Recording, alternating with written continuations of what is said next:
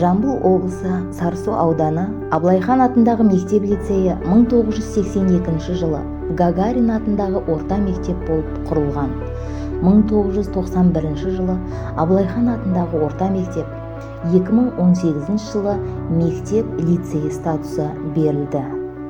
Мектеп-лицейі білім алушылардың бейімділігі мен қабілеттеріне сәйкес оларға кең ауқымда және тереңдете жаратылыстану математикалық бағытта білім беруді қамтамасыз етеді.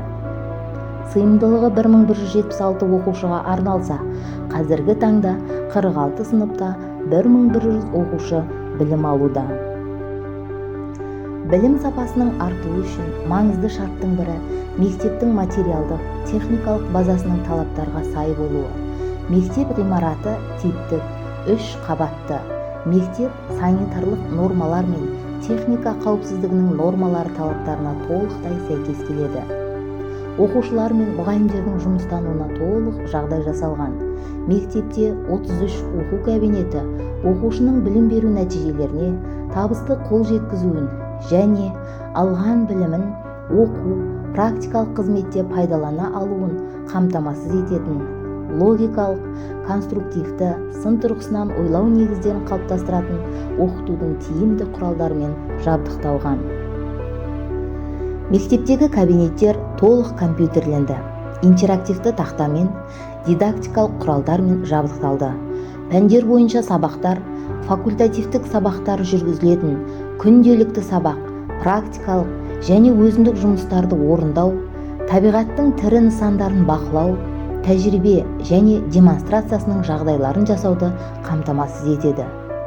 Оқу әрекетін ұйымдастыру қыздар үшін және ер балалар үшін жеке-жеке жүзеге асырылады. Яғни технология кабинеті және дене шынықтыру залдарына арналған құралдармен жабдықталған спорт залы бар. Мектептің басты міндеті сапалы біліммен қатар балалардың қауіпсіздігін толық қамтамасыз ету, жасөспірімдер арасында құқық бұзушылықтардың алдын алу және олардың саламаттығын қамтамасыз ету. Мектепте турникет, дабыл түймесі, лицензиясы бар күзет пен ішкі істер органдарының жедел басқару орталығына қосылған бейнебақылау мен толық қамтамасыз етілген.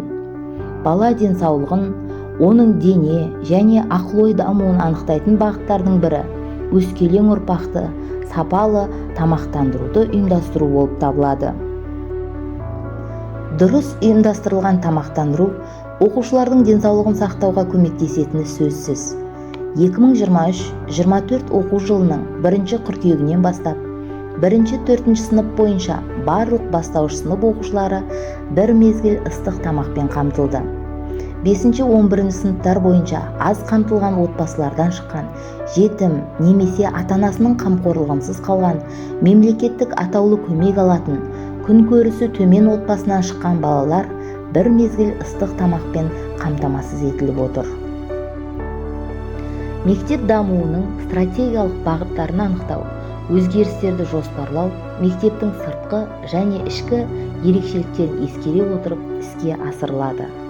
2023-2024 оқу жылында кәсіптік бағдары айқындалған, жаһандық бәсекеге қабілетті және жалпы адамзаттық құндылықтарды бойына сіңірген тұлға тәрбиелеу үшін оқыту мен тәрбиелеуде құндылыққа бағытталған тәсілдер арқылы оқушылардың сапалы білім алуына жағдай жасау тақырыбында шығармашылық жұмыс атқарады.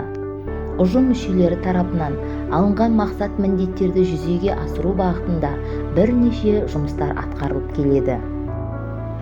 Оқушылардың оқу-танымдық қабілеттерін ынталандыру, пәндік білімдерін тереңдету, ғылымға деген қызығушылығын дамыту, оқушыларды аймақтық және облыстық олимпиадаларға қатыстыруға іріктеу және дайындықтарын пысықтау мақсатында мектептің оқу-тәрбие жоспарына сәйкес мектепшілік пәндік олимпиада өткізілді.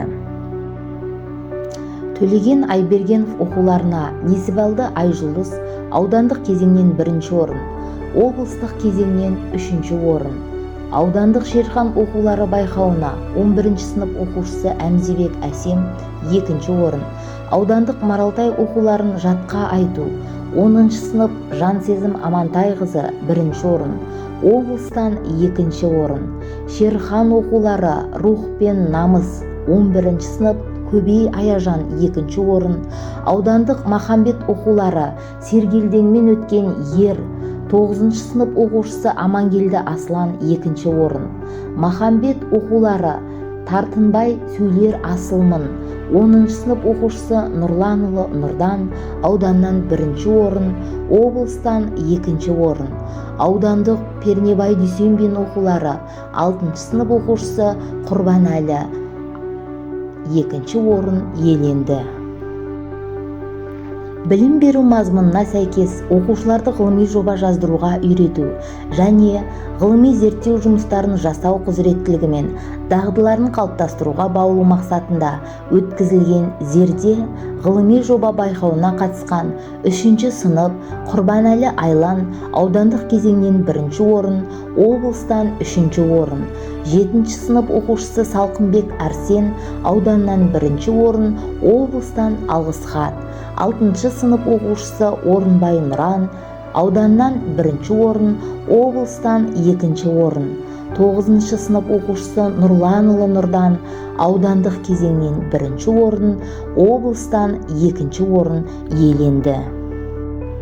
Ұстаздар қауымының алдында жаһандануға ілесе алатын, жан-жақты дамыған тұлғаны қалыптастыру міндеті тұр. Мектебімізде осы жауапкершіліктің жүгін арқалаған 110 мұғалім жұмыс жасайды. Оның 14-і педагог зерттеуші, 30-і педагог сарапшы, 28-і педагог модератор. Әр мұғалім жаңа әдістерді қолдана отырып, жас жеткіншектердің интеллектілік, шығармашылық ойлауын дамыту, қазіргі заман талабына сай экономикалық көзқарастары мен белсенділігін қалыптастыра отырып, кәсіпкерлікке баулу, өз бетінше білім алу және еңбек ету дағдыларына негіз салу болып табылады.